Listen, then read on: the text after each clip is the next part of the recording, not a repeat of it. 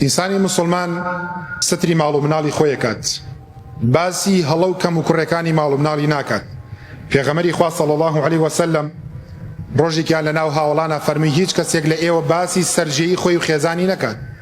فاتیمە هەڵسا فەرمی ئەی پێغەمبەری خوا صلی الله علیه وسلم وەڵڵاهی پیاوەکانیش باسێکن و ژنەکانیش باسێکن.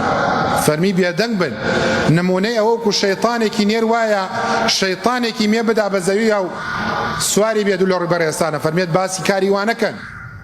چۆن ئینسان باسی سەرجەیی خۆیەکات؟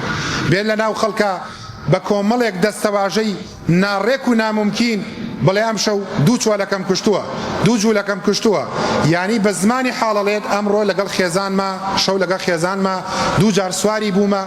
چۆن ئینسان ئاوا شەرەف و کەرامەتی خۆی پارێزێ؟ چۆن ئاوا باسی خێزانی خۆیەکە و باسی سەرجەیی خۆیەکە؟ کە تۆ باسی خێزانی خۆت کەی چ فەرقێکێ برادەرەکەت لەگەڵ یا سەرجەیی کردو؟ چی فەرقێکێ؟ باسی عەرزی جسمی خۆی بۆەکە و ئافرەتانش دەبێ وریابن باسی مێردەکانیان نەکەن. وەڵام مێردەکەی وایە بە ناوی گاڵتەوە هەنێ ئافرەتەن بێشەرمن بێکەرامەتن، تەماشاکەی بایەکەن بە زمانی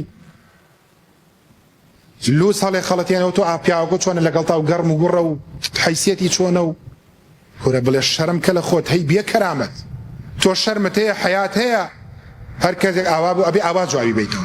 ئەو قسانەی ئێستا بۆ منێکی مەلا قورسە بڵێم کەسێک ئاوا و بێشەرمانە چۆن بە خەڵکە بێشەرمە بێکەرامەتە ئەگەر ئەخلاقی تیا بێشتی وا باز ناکات. و ئینسان ئەگەر خێزانێکی هەبوو خێزانەکەی خراپ بوو مەجلیسە و مەجلیسی بۆ نەکات، خێزانەکەم وایە و ساردە و جوابم ناداتەوە و خێزانەکەم فلانە و ڕەزیلە و فلانە و باسی خێزانی خۆت مەکە.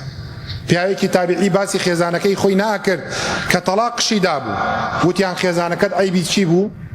ئەو کاتێک کە خێزانە بووتی چۆن پیاو تەماشای خێزانی خۆیەکە بە چاوی کەم و کوڕێ بیخاتە ناو واقیعەوە، چۆن باسی خێزانی خۆیەکە؟ وتیان ئەو کاتێک کە تەلاقت داوای چ عیبی چیە؟ وتی چۆن باسی شەرەف و کەرامەتی خەڵکەکەم. باسی خێزانی خۆتان مەکەن لە لای هیچ کەسێک. شەرەف و کەرامەتی خۆمان بپارێزین، چونکە هەنێ خەڵکن ئەمە بە پارە کڕن زەرەرمان لێدەن.